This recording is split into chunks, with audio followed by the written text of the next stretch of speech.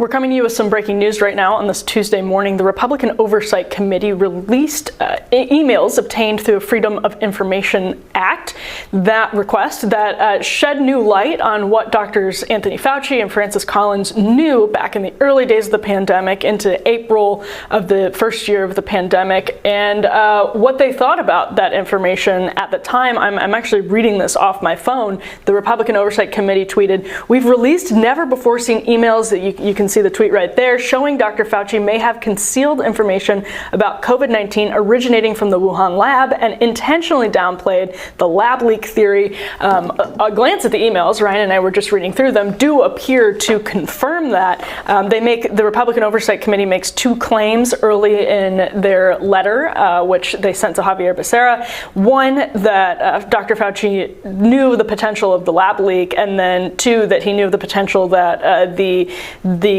virus had been intentionally genetically manipulated, and also that he worked with the EcoHealth Alliance to sidestep the moratorium on gain-of-function research, intentionally sidestepped it to continue funding that research in the Wuhan lab. Ryan, what's your reaction to this trove of emails that was literally just released? So we're going through it now, and it's not entirely clear how much of it is new to the public and how much of it had not been released by Congress before. Right. Because a significant amount of this material has been leaking out into the public domain. Some of it through, and they actually have a footnote here citing The Intercept's reporting on these questions. This might have a little bit more context. We could put a link to the actual emails themselves, in this video, so people can read them. But basically, it's what it's trying to do is it's put more attention on a period of a couple of days that are extremely important in how our understanding, or how the public's understanding of the origin of COVID developed, and a lot of this has been known, and known to people who have been methodically following this. But I believe it's February 1st, 2020. There's a conference call that Drs. Collins and Fauci are on about the origin of COVID, and on that call, people speculate that it may have leaked from the lab in Wuhan. 3 or 4 days later, a paper is put together by some of these researchers that is speculating on the origins of COVID. That paper comes to Fauci and Collins. It later gets published and is used by Fauci as a way to tamp down any idea that, and to say that anybody who says this came from a lab is a conspiracy nut. Right.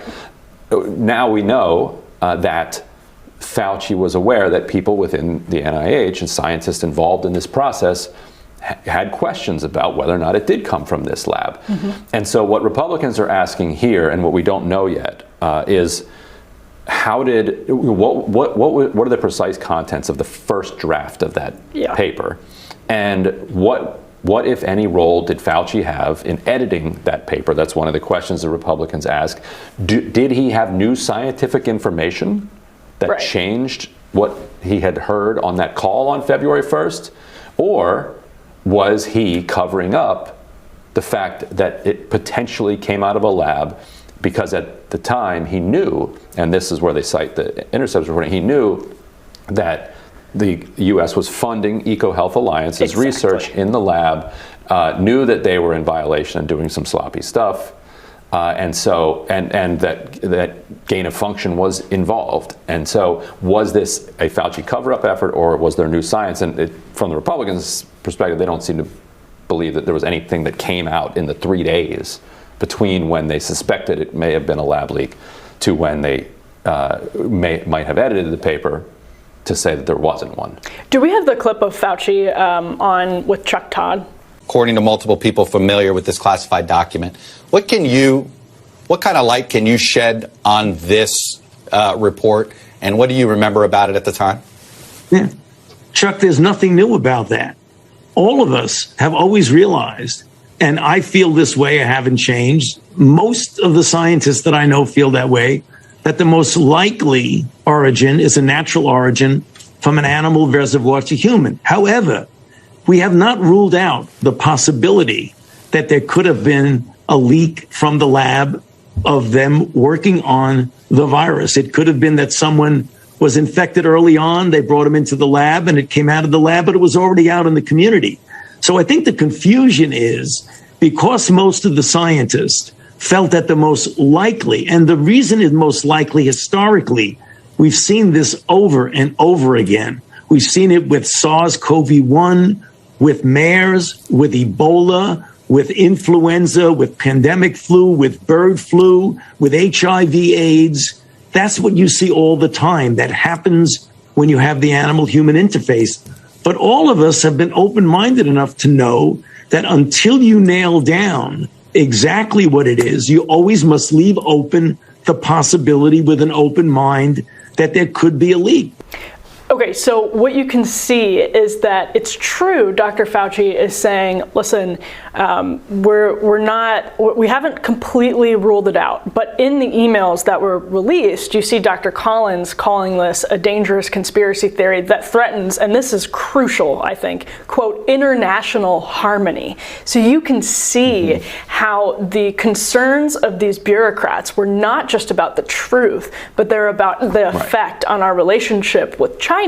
And Dr. Fauci says it's a shiny object that will go away with time. That's in the emails. And so you can see how the sort of conflict about where to actually follow the evidence and how to talk about the evidence is appearing, because Fauci is in that conversation with Chuck Todd saying, listen, we haven't ruled it out, but privately they're talking about it as a dangerous conspiracy theory and a shiny object. And that seems to be a really important distinction. In addition to the rest of this, the Intercept reporting that is cited here is so crucial, because that's outright corruption, saying you're not doing something, working to soften the rules, and so that you can basically lie and obfuscate about the fact that you are doing it. You're doing it. Right. It's awful. And we'll keep exploring these documents, and we can we'll explore them more tomorrow.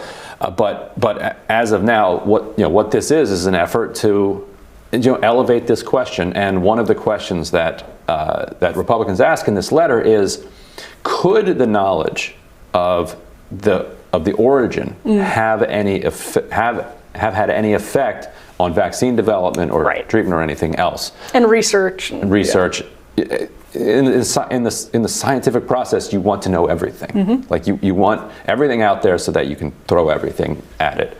And if it is the case that he covered this up, which all of the evidence does point in that direction, then those are extremely serious questions, and Republicans are asking him to come in and testify under oath to that. So if he doesn't, if he refuses, Republicans are likely to have some subpoena power come 2023.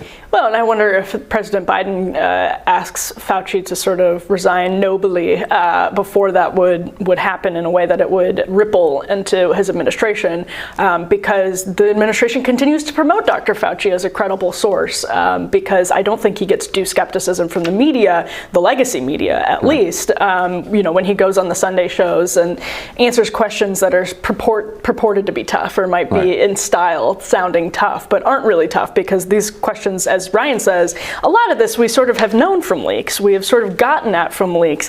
But I think this does create a big problem for the Biden administration, because this is the process of sort of shoes dropping that creates a trickle, a drip, drip, drip, that every time it breaks into the news cycle makes the administration look ridiculous for continuing to promote this guy. Yeah. And for a long time, the polarized nature of this debate meant that Fauci was basically immune from criticism from Democrats and the left. He had the vaccine. Yeah, and also the alternative was so crazy, like Trump. Trump. So you're like, okay, I'm with this guy. That's how so many Democrats felt. But now that Democrats are turning on the CDC and starting to question whether or not the CDC is following the science, in the famous Democratic phrase. I think that creates vulnerabilities within the Democratic coalition for Fauci himself. Yes. You know, if the CDC becomes, because once you start questioning the response to it, then you say, well, wait a minute, what did you tell us in the very beginning about this?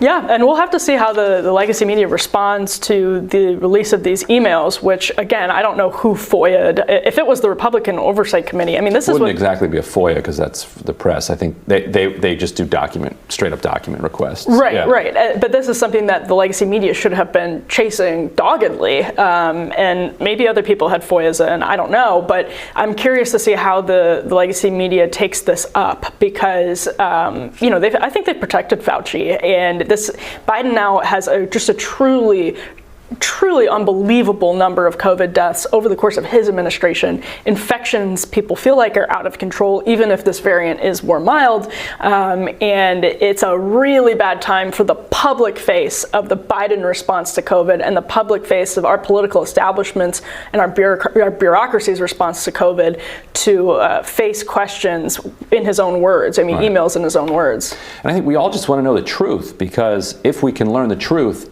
that can help us avoid this type of thing in the future. Mm-hmm.